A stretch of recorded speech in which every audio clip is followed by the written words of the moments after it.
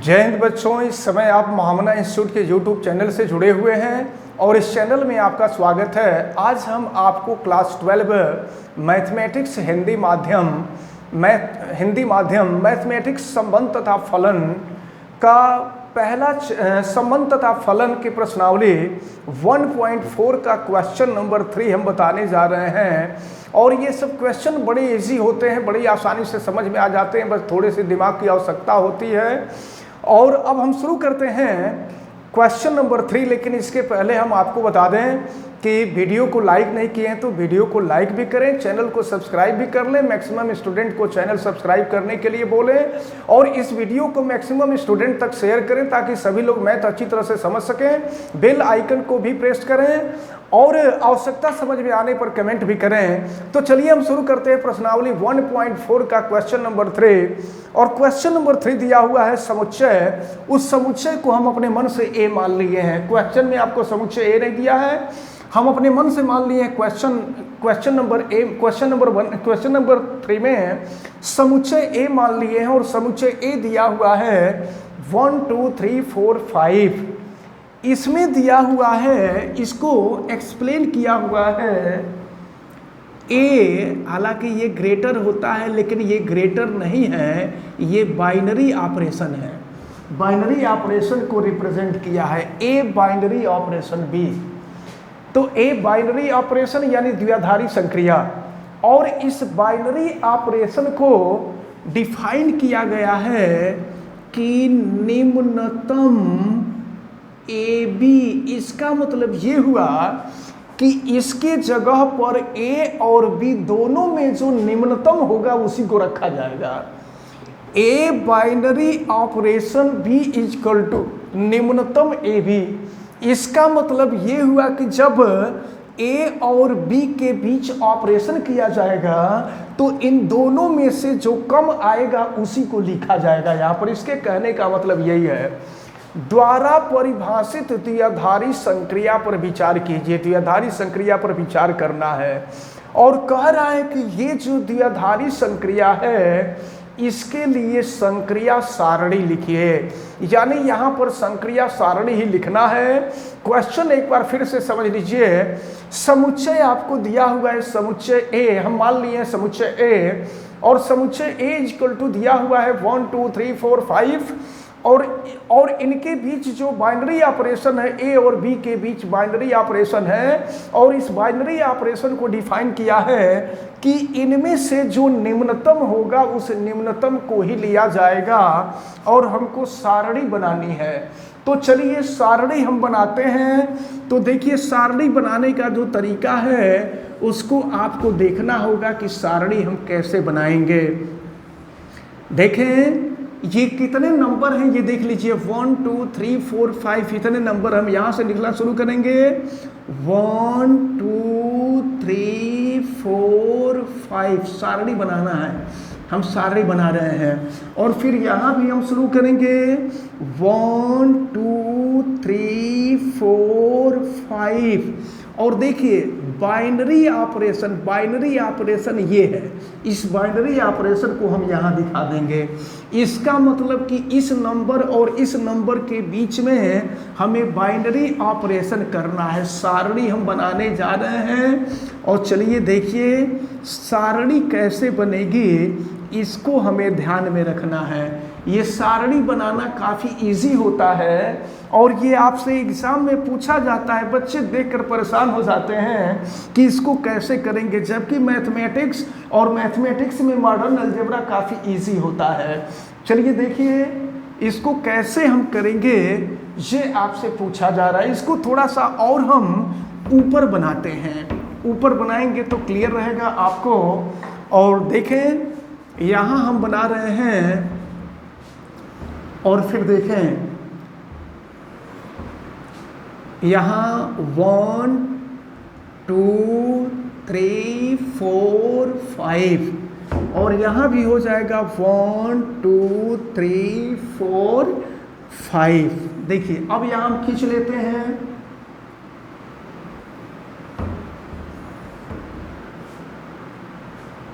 और देखते हैं फिर। और इधर की तरफ भी खींच लिया जाएगा। और यहाँ पर द्विआधारी संक्रिया, ये द्विआधारी संक्रिया है, इसको हम यहाँ लिख लेंगे। और देखिए एक्सप्लेन किया हुआ है, इसको इस सारणी को बनाने में बहुत दिक्कत नहीं है। एक्सप्लेन किया है कि ए और बी में जो सबसे छोटा होगा उसी को लिखेंगे। तो अब चलिए हम शुरू करते हैं, देखते हैं इसको यहाँ 1 है, यहाँ 1 है, तो 1 में जो छोटा है उसको यहाँ लिख देंगे तो 1 ही है। अब जरा देखिए 1 और 2 में देखेंगे, 1 और 2 में जो छोटा होगा उसको लिख देंगे। फिर 1 और 3 में क्या छोटा है, फिर 1 और 4 में क्या छोटा है, फिर 1 और 5 में क्या छोटा है, लिख दिए। अब 2 पे आते हैं, तो 2 और 1 में देखेंगे कि क्या छोटा है। यहाँ एक्सप्लेन किया हुआ है कि निम्नतम ए और बी में जो निम्नतम होगा उसी को लेना है। फिर यहाँ देखिए 2 और 1 में जो छोटा है उसको ले लिए, 2 और 2 में जो छोटा है तो 2 और 2 में दोनों सेम ही है तो उसको ले लेंगे। 2 और 3 में जो छोटा है उसको ले लेंगे। 2 और 4 में छोटा 2 है, 2 और 5 में छोटा 2 है, ले लिए। अब 3 पे आते हैं, तो 3 और 1 में छोटा 1 है, 3 और 2 में छोटा 2 है, 3 और 3 बराबर हैं, 3 और 4 में छोटा 3 है, 3 और 5 में छोटा 3 है। इसके बाद 4 पे आते हैं, 4 और 1 में छोटा 1 है, 4 और 2 में छोटा 2 है, 4 और 3 में छोटा 3 है, 4 और 4 दोनों सेम हैं। फिर 4 और 5 में छोटा 4 है, फिर 5 और 1 में छोटा 1 है, फिर 5 और 2 में छोटा 2 है, फिर 5 और 3 में छोटा 3 है, फिर 5 और 4 में छोटा 4 है, फिर 5 और 5 दोनों सेम है। तो इस प्रकार से सारणी बनानी थी और सारणी बना करके लिखना था। और ये जो है क्वेश्चन नंबर 3 का सॉल्यूशन हो गया। क्वेश्चन नंबर 3 का केवल इस तरह से सारणी बनाना था। क्यों क्वेश्चन आप लोगों को ये समझ में आ गया है?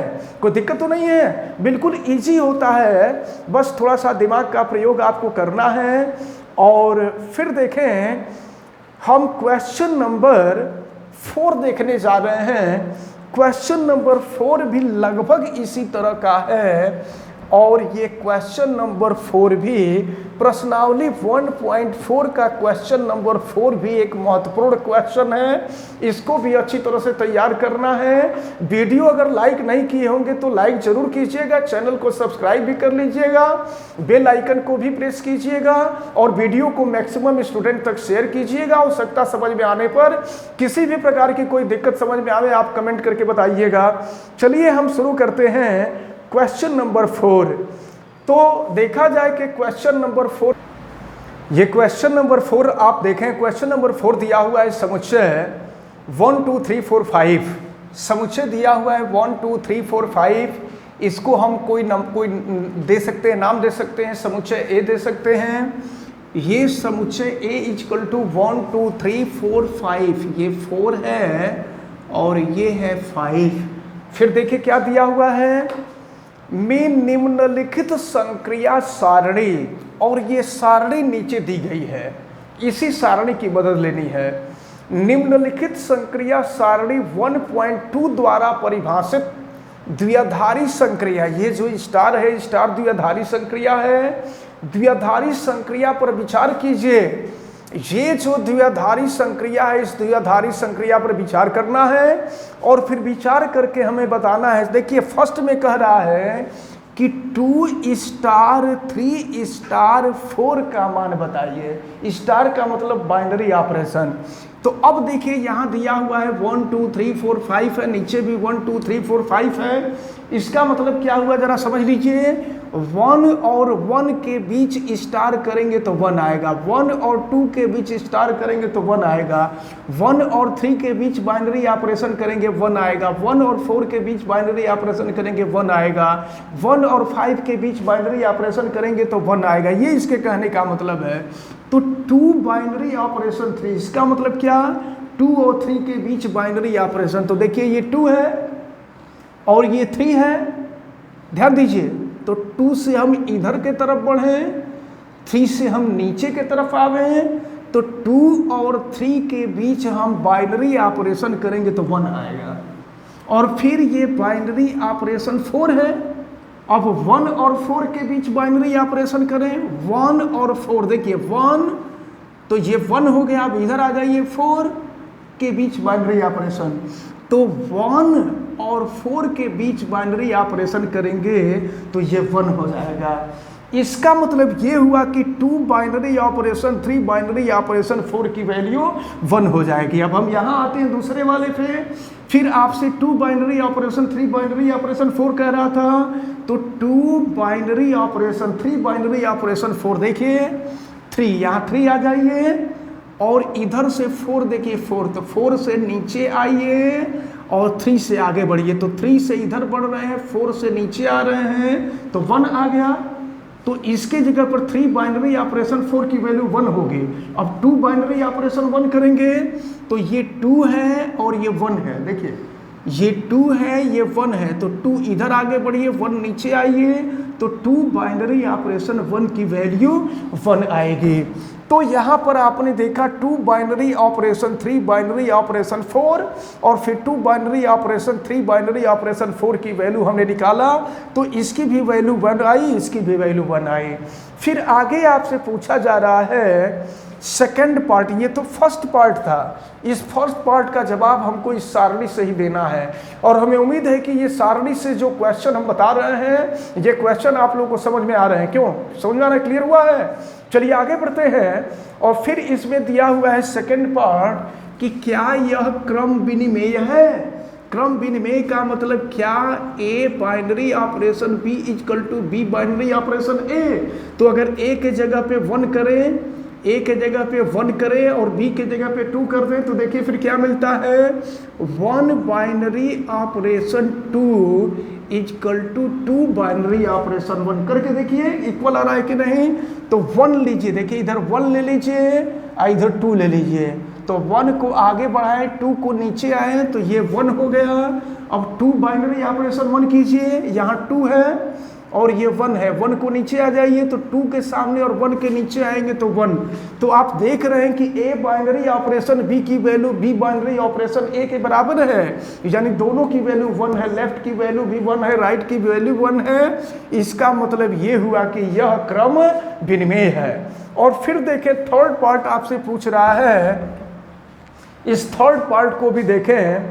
थर्ड पार्ट में दिया हुआ है, यहाँ लिखते हैं 2 बाइनरी ऑपरेशन 3, थर्ड पार्ट मैं आपको बता रहा हूँ क्वेश्चन नंबर 4 का। 2 binary operation 3 binary operation 4 binary operation 5 का परिकलन कीजिए, इसका मान आपसे पूछा जा रहा है। तो सबसे पहले देखिए 2 बाइनरी ऑपरेशन 3 की वैल्यू क्या है, देखिए यहाँ 2 और यहाँ 3, देखिए 2 से हम आगे बढ़ते हैं और 3 से नीचे आते हैं, तो देख रहे हैं 2 और 3 के बीच जब बाइनरी ऑपरेशन करेंगे तो 1 आएगा। ये हो गया 1 बाइनरी ऑपरेशन। अब 4 और 5 का करें, तो चलिए 4 पे हम आगे बढ़ते हैं और 5 पे नीचे आते हैं, तो 4 पे आगे बढ़े यहाँ और 5 पे नीचे आए, तो ये मिल रहा है 1 मिल रहा है, यानी 4 और 5 का जो बाइनरी ऑपरेशन आएगा वो 1 आएगा।